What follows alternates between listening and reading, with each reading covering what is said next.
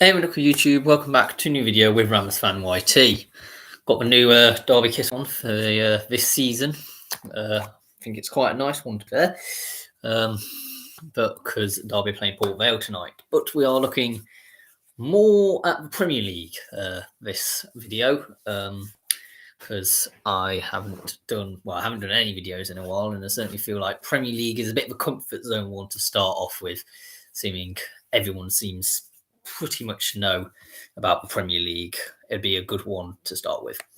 So, for the most improved player of each Premier League team, remember this is calendar year, not this season. So, we're going to be starting at January 2022 and round. Some players may have moved clubs since then, may have even moved leagues. That is all sort of part of it, and it does include January transfers as well that is just undertaken.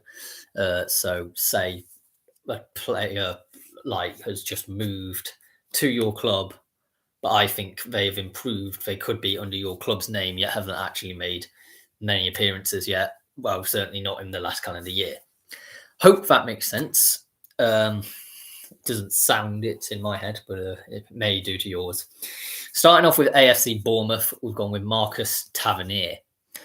Not just has he had to adapt to the Premier League from Championship, because that can be applied for the whole Cherries team, really. Tavernier has actually been one of the standout players, I think, within Bournemouth's squad. He's appeared within the vast majority of Bournemouth's games. And if you actually look at Bournemouth's best results this season, they've all come with Tavernier in the first team. Yes, I know it was good last season, but I think he was better in the second half of last season when Middlesbrough really started a playoff push and did look much more likely to end in the playoff than mid-table. And that's because he certainly started thriving in that setup. Arsenal, Bukayo Saka.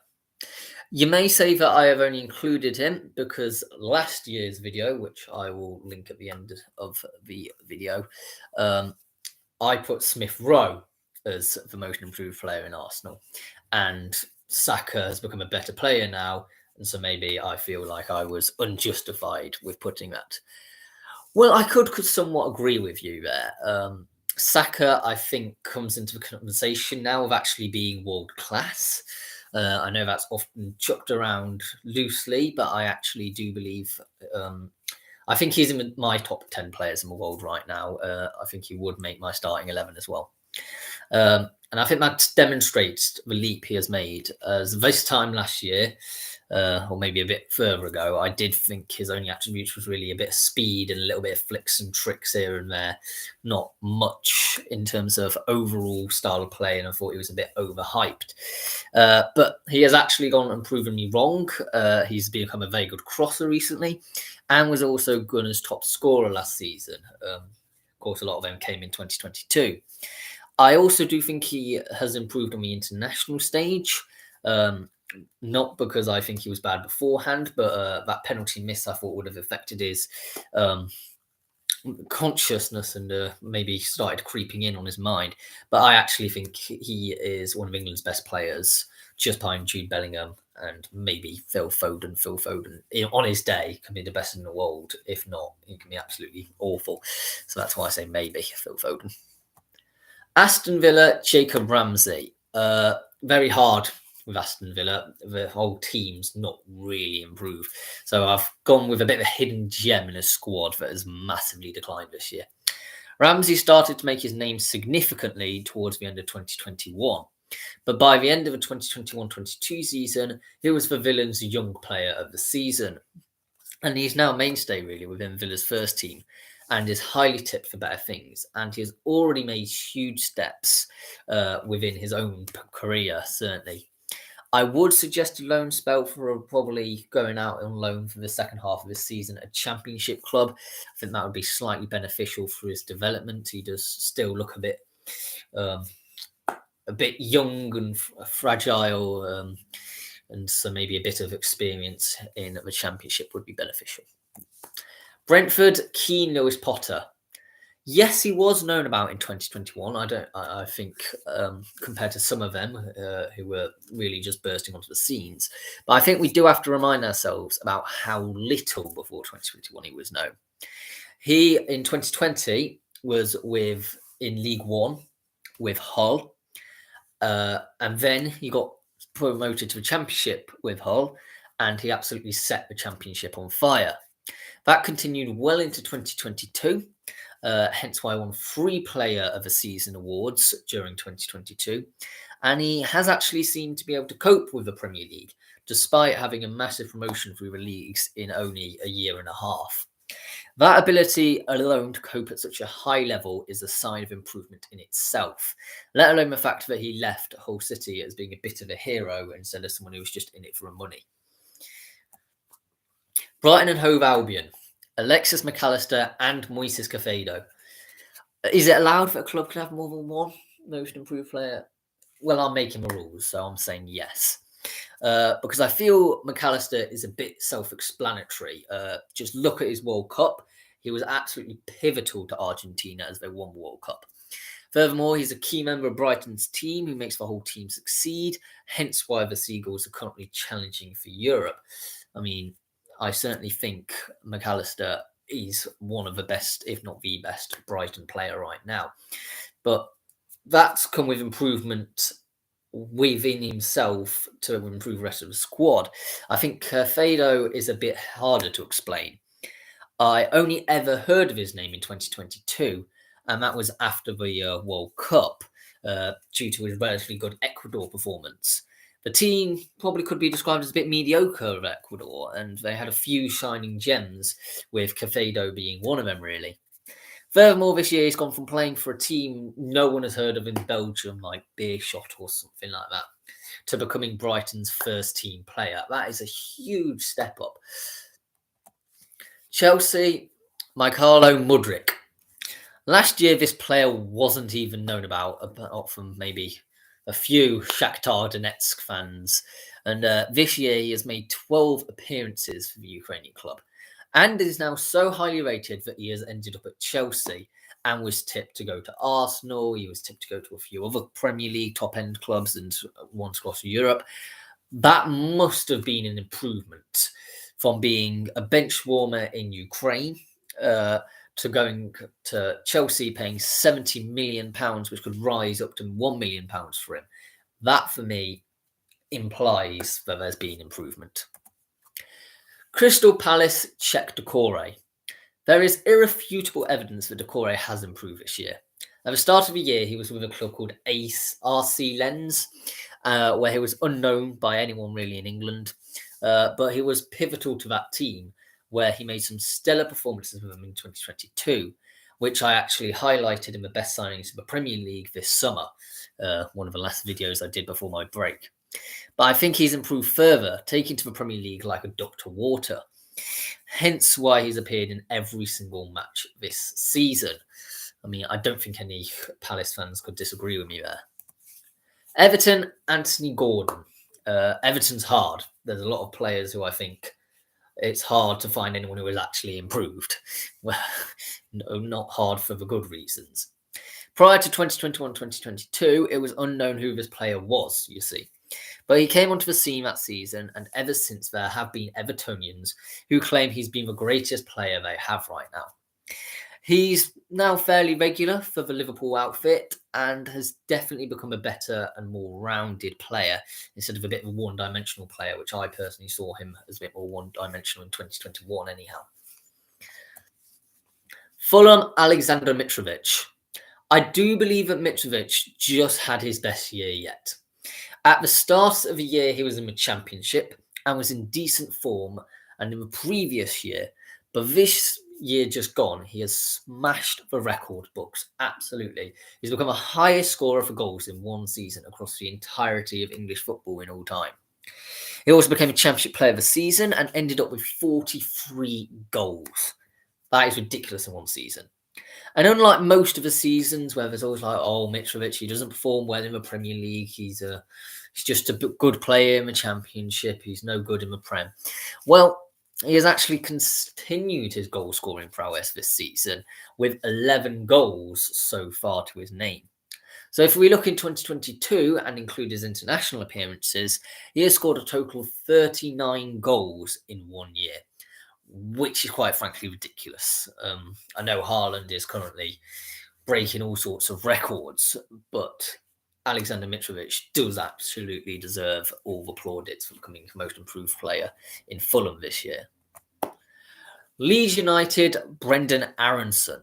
Again, another tough call for all the wrong reasons. I don't think Leeds particularly improved this season.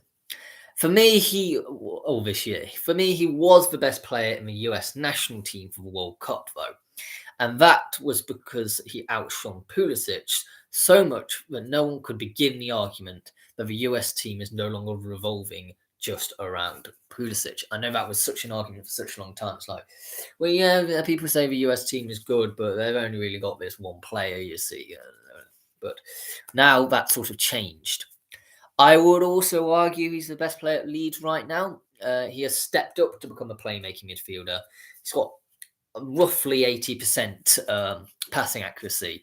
That was only 2% less than Calvin Phillips, who is now at Manchester City and was a Leeds legend and probably still will be for quite a long time, unless he does anything stupid to upset the Leeds fan base.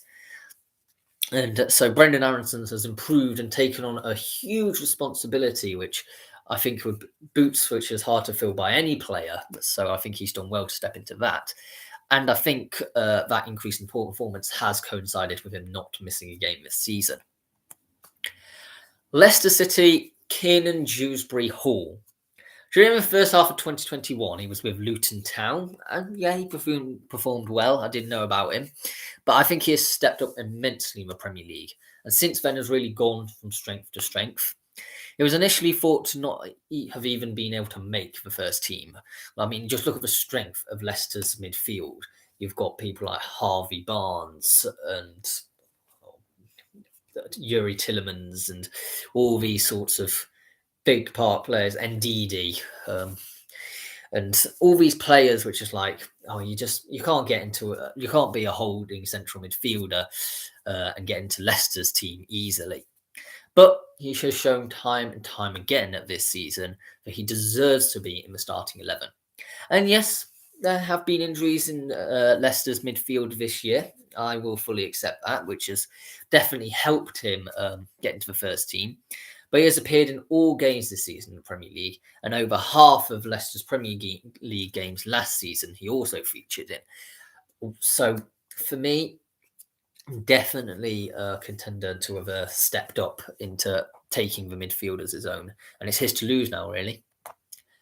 Liverpool, Cody Gakpo and Darwin Núñez. Okay, yet again, it is another two, unfortunately.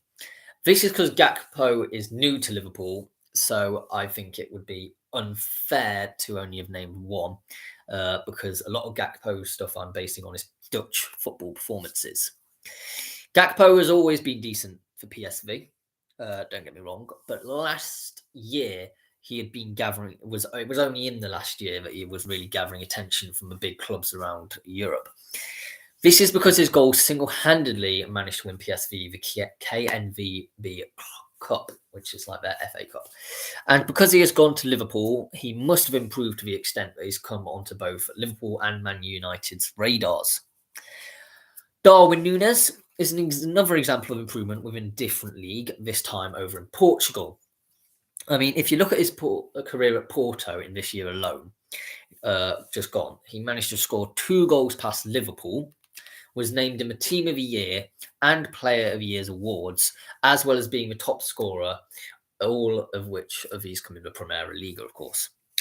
And despite the jokes about him missing lots of open chances and he's an absolute bottler in front of goals, he has actually scored 5 goals this season. And so I would argue he has somewhat adjusted to the league up. Yes, he can improve again. He's certainly not reached his maximum potential for me anyhow. But I think he has improved from smashing it past I don't know, SC Braga or some, I know, very decent. I can't think of a bad team in Moreirense. Are they still in the Primeira Liga? Some team in Portugal. Manchester City, Julian Alvarez.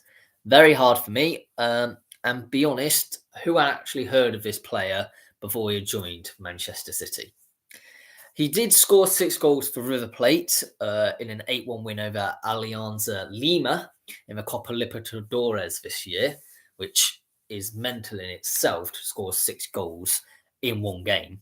And he's also the youngest player since Pele to score 2 goals of a World Cup semi-final stage. Again, very good performances this year.